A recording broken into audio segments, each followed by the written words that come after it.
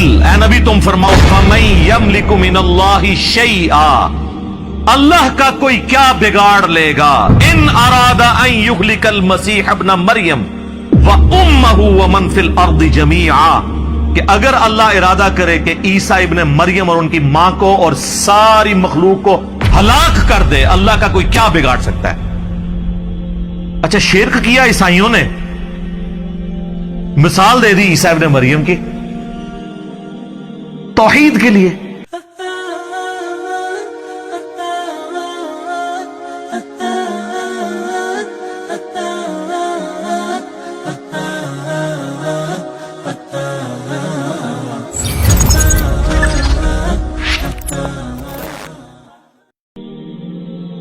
سورج ختم ہو جائے سارے انسان مر جائیں گے، چاہے کوئی بزرگ ہے یا غیر بزرگ ہے، چاہے مسلمان ہے یا کافر ہے۔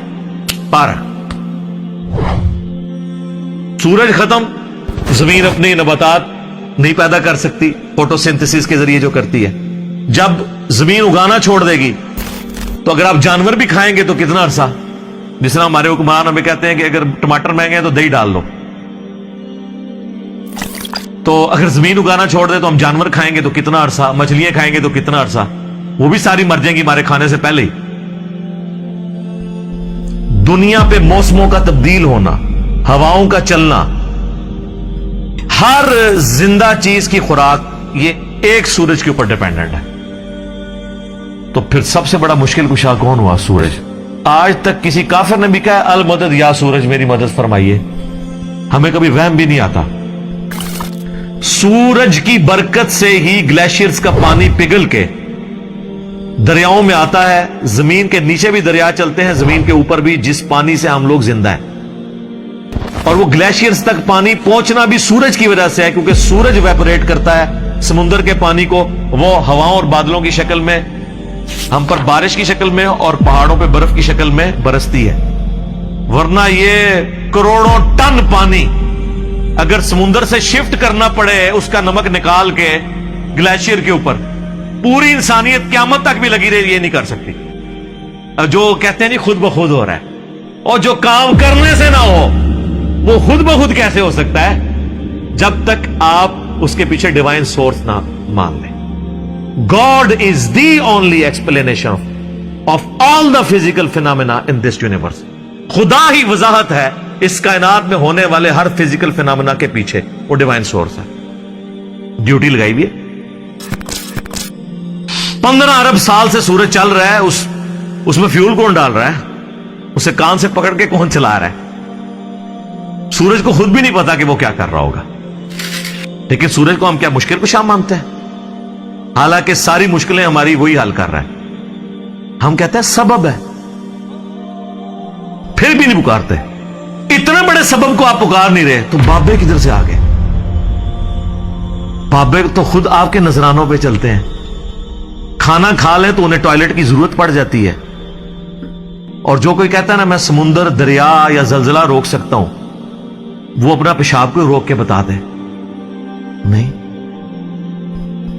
وہ پچھلے دنوں ایک انڈیا کے وہ مولانا صاحب کی ویڈیو بھی اپلوڈ ہوئی تھی نا کہ شیخ عبدالقادر جیلانی کی مجلس میں ایک وقت کے بہت بڑے ولی بیٹھے تھے، اس دوران انہیں پیشاب آ گیا اور شدت شدید تھی، تو روک لیتے نا، انہیں خود مان لیا کہ بزرگ نہیں پیشاب روک سکتے۔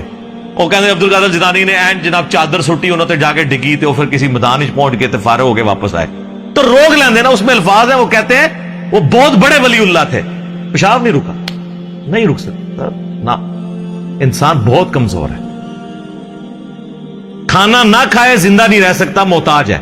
سورۃ المائدہ کی آیت نمبر 72 میں آیا عیسیٰ اور ان کی ماں روٹی کے محتاج تھے۔ اگر عیسیٰ اولو العزم پیغمبر محتاج ہیں کھانا کھانے کے، اور ان کی ماں سارے بزرگوں سے بڑی بزرگ ولیہ مریم بنت عمران وہ روٹی کی محتاج ہیں، تو بابوں کی کیا اوقات ہے؟ روٹی کے محتاج ہیں، اور روٹی کھا لیں تو نکالنے کے محتاج، نہ نکلے تو پھر پریشانی۔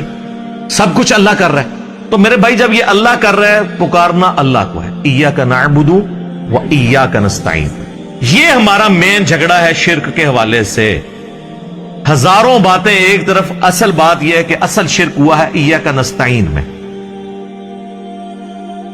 عبادت کی کوئی شکل، نماز، روزہ، حج، زکات، نظر، نیاز، سب اللہ کے لیے، سب دیتے بھی اللہ کے لیے، بس اصالہ ثواب کی نیت کرتے ہیں، وہ چھوٹا مسئلہ ہے، ٹھیک ہے، میت کی طرف سے اصالہ ثواب ہو سکتا ہے، لیکن ایاک نستعین میں مسلمانوں کی اکثریت شرک کر رہی ہوتی ہے۔ اچھا نماز میں نہیں کرتی، نماز میں آج تک کسی نے یا علی مدد یا شیخ عبد القادر جیلانی مدد نہیں پڑھا، نماز میں کیا پڑھتے ہیں؟ ایاک نعبد و ایاک نستعین۔ تو سر مولا علی بھی نمازوں میں اللہ کو پکارتے تھے، نماز کے بعد بھی اللہ کو پکارتے تھے، مولا علی کا ماننے والا وہ ہوگا جو مولا علی کی طرح اللہ ہی کو پکارے، ورنہ مولا علی کا ماننے والا تو وہ نہ ہوا۔ تو یہ آپ دیکھیں کتنی بڑی جرت کا یہ لوگ کام کر رہے ہوتے ہیں۔ ہم جب سمجھاتے ہیں تو کہتے ہیں آپ گستاخی کر رہے ہیں۔ سر جب آپ عیسائیوں کو سمجھاتے ہیں نا کہ حضرت عیسیٰ ابن مریم اللہ کے بیٹے نہیں ہیں، تو عیسائی بھی سمجھتے ہیں آپ حضرت عیسیٰ کی گستاخی کر رہے ہیں، اور قرآن میں تو بہت سخت بات آئی ہے، سورہ المائدہ کی آیت نمبر 17 میں لَقَدْ كَفَرَ الَّذِينَ قَالُوا إِنَّ اللَّهَ هُوَ الْمَسِيحُ ابْنُ مریم، بے شک وہ لوگ کفر کر رہے ہیں جو یہ کہہ رہے ہیں کہ عیسیٰ ابن مریم ہی اللہ ہیں۔ اس کے بعد کتنے سخت الفاظ ہیں، قل اے نبی تم فرماؤ فَمَن يَمْلِكُ مِنَ اللَّهِ شَيْئًا، اللہ کا کوئی کیا بگاڑ لے گا، ان اراد ان یہلک المسیح ابن مریم وامہ ومن فی الارض جمیعا، کہ اگر اللہ ارادہ کرے کہ عیسیٰ ابن مریم اور ان کی ماں کو اور ساری مخلوق کو ہلاک کر دے، اللہ کا کوئی کیا بگاڑ سکتا ہے؟ اچھا شرک کیا عیسائیوں نے، مثال دے دی عیسیٰ ابن مریم کی توحید کے لیے،